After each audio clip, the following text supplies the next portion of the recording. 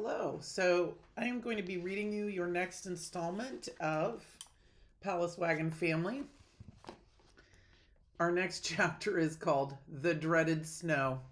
So you can tell what's coming. Like we talked about before, this particular year was a really unusual year with really high snowfall and snowfall rates, and also really early. So it started snowing early in October. So I see a cat walk past. So it was one of the problems is that it started snowing earlier than it had any other years in the past, and so they just took too much time on that shortcut, or celebrating the 4th of July, or leaving Independence. Like, there were a bunch of times when they took longer than they probably needed to. The dreaded snow. The different families that made up the last section of the Donner Party were ready to make camp after a long day. Extra sentinels had been posted outside the circle of wagons.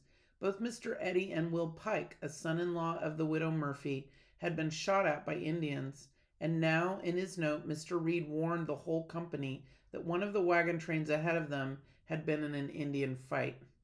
So in Nevada, the tribe that lived in Nevada was the Paiute tribe, and food was so scarce in Nevada. So I'm sure that it caused a problem when a whole wagon train of people came through and started killing all of the animals. So there was nothing left for the tribes to hunt. So just in defense of the Paiute here, I think they kind of had a reason to be irritated that the wagon train was hunting, in their hunting area.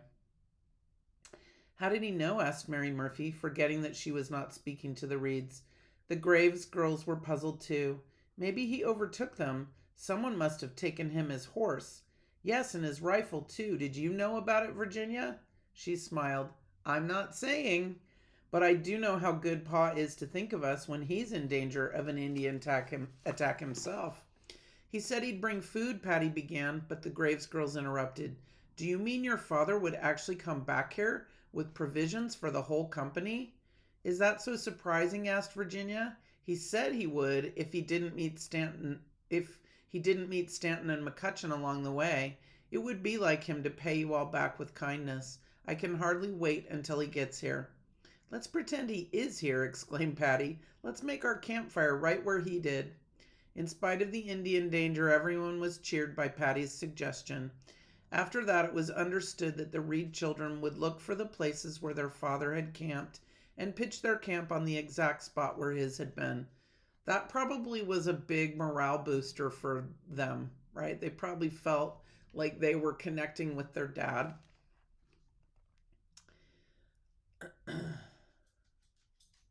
The next day they found feathers scattered about where he had shot and dressed a wild goose. You see, Tommy, Papa does have something to eat, Patty told him, and the little fellow felt better. Will he bring us bread? Jimmy asked. Patty looked at Virginia. Will he? If he can, she replied.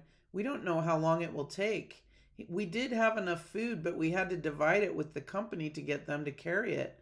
Our wagons were too heavy, and we had to leave them and borrow one from Mr. Graves. They needed it, but we can still ride with Mr. Eddy as soon as he gets his wagon through the sand. It had been an all-day struggle, with everybody walking to lighten the loads in wagons already pitifully light of provisions. More and more people were leaving things behind. They're afraid we'll starve or it will snow before we get across the big California mountains. Mr. Eddy had to cache some more of his stuff. Here he comes now. Something must be wrong. Eddie was shouting down the line of wagons. Anybody seen Hardcoop? A group of boys who had been driving a few straggling cattle say they had seen him. He was sitting alongside the road quite a piece back. He looked played out, John Breen reported. Maybe he'll come along when he's rested. A big signal fire was built, but the old man did not come along. In the morning, Keysburg, who had put him out of his wagon to walk or die, refused to go back after him. Mrs. Reed and the children were terribly distressed about it. There seemed to be no end to Keysburg's cruelty. He got it back at Pa, and now he's taking it out on poor old Mr. Hardcoop. Isn't there anyone who will go back after him? Virginia asked. He's old like Grandma. He can't stand walking, Patty said sympathetically. The Reeds had been walking for miles through the heavy sand. They knew how hard it was. Mrs. Reed and Milt joined Mr. Eddy in his plea for a saddle horse, but there were only 2 left in camp, and their owners refused to lend them. The old man will be dead for sure, and we'll all be joining him if we don't move right along, declared Patrick Breen. Mr. Reed's teamsters still had 2 horses, but they were ahead with the Donners. In the hope of overtaking them, the members of the last section traveled on. The country was bare of grass for the cattle, and now it seemed to Virginia that it was bare of kindness and humanity as well.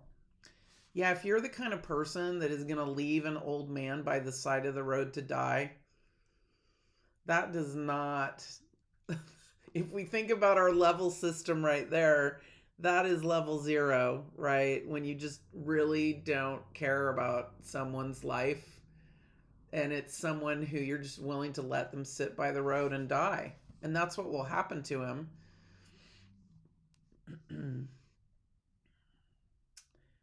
Let's see. By the time they reached the Donner wagons, it was much too late for anyone to return. The Reed children had been riding all night in Mr. Eddy's wagon with his wife and 2 small children. They awoke before daylight to the sound of quarreling. Jacob Donner's voice was raised in anger. Yes, Reed got through to our camp the same day you abandoned Hardcoop, he was telling Keysburg. He left the next day with our blessing. He said he'd send relief, which is more than you deserve. What's that? No, he did not go alone. One of his teamsters went along with him. Virginia, overhearing this much of the conversation, tiptoed out to discover more. I bet on a wagon train there's lots of good eavesdropping. Because there's lots of people having dramatic conversations. Patty followed with the dolly that was now her constant companion. It comforted her when people quarreled to see her dolly still smiling, and when she was hungry it made her feel better to give her dolly pretend food. We want to hear about Papa, she announced, and the men turned, startled to see her there. John Denton, who had sung to her back at the Big Blue, gave an exclamation. Well, if it isn't sweet Patty Jane. How are you and your dolly this fine morning? We're all right. You haven't forgotten me, have you? Of course not, Uncle John. Can you tell us about Papa? Did you see him? Questioned Patty. I certainly did. I urged him to take along his 2 horses, but he said he was leaving them so you children could ride. Which teamster did he take with him? Virginia asked. She was told that it was Walter Heron. He had left them after the desert crossing to help the Donners drive their oxen. Now he was with their father. They had not taken much food, but could count on killing a few geese. We know, Patty said. We watch for feathers, the feathers Papa scatters. He left us a message. She stopped as a pair of arms were flung around her. Mary Donner had heard her voice. The 2 little girls and their dolls were together again, and the message was forgotten. But before long the whole company was reminded of it. Mr. Reed had warned them against the Indians who were now making a game of stealing cattle. You never see 'em, Milt Elliott declared. They just sneak up and ping, another ox falls down with one of their arrows sticking in its side. There was grass at the sink where Mary's River lost itself underground. It was here while they were grazing that most of the cattle were lost. The Indians took so many that Mr. Eddy had to abandon the wagon he shared with the Reed family. They went on the best they could, but the little boys riding the 2 horses and the rest of them walking until they reached the next camping ground at Geyser Spring. There they rested and had a strange meal. Water hot enough for cooking shot out of the holes in the ground and leapt 20 feet in the air. Is it poison? Asked Virginia, still suspicious of anything hot that came out of the ground. Patty and the little boys were charmed by the wonderful hot springs. The water had a bitter taste, but the Donners made it into good coffee. Nobody seemed the worse for drinking it. Mary Donner drank hers and then grabbed Patty's hand. Let's watch Aunt Tam dump her school, Virginia heard her say. Wait, I'm coming with. Virginia was just in time to see a large box of books being carried from the other wagon. It was too heavy, Elitha explained, as her father and John Denton emptied it and cached it in the sand. There were tears in Leanna's eyes as she added, I guess we tried to take too many things to California. Yes, they all did. Everybody did that, though. People who were traveling on the Oregon Trail, people that brought furniture. There were lots of people that took furniture with them, and people just dumped furniture. So the whole Oregon Trail was littered with furniture, books, all the heavy stuff. Mostly people needed food, right? So if you had good common sense, you would have just filled your wagon with food. And then it gets lighter, your wagon's going to get lighter as you travel, as you eat the food. Virginia, remembering all the things her own family had tried to take in the palace wagon, squeezed her hand in sympathy. The Reeds had nothing now except a change or two of clothing and a few dishes the Breens agreed to carry for them in exchange for the flour in the barrel.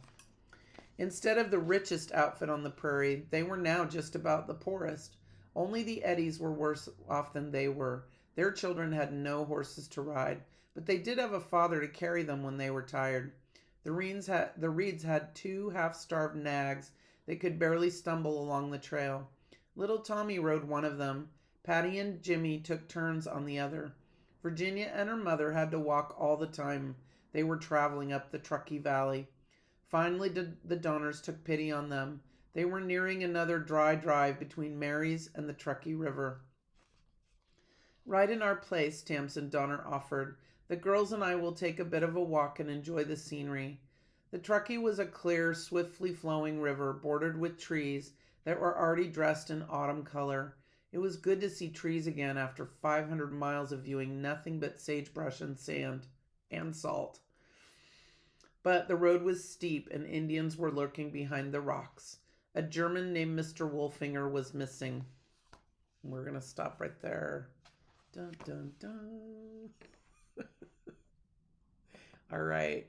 I hope you're not enjoying this story. I don't know if it's an enjoyable story, but I hope that you're learning something interesting about traveling to California and how difficult it was in the 1800s before the railroad came along and made life easier for everyone. All right. I will talk to you later. Thanks for joining me.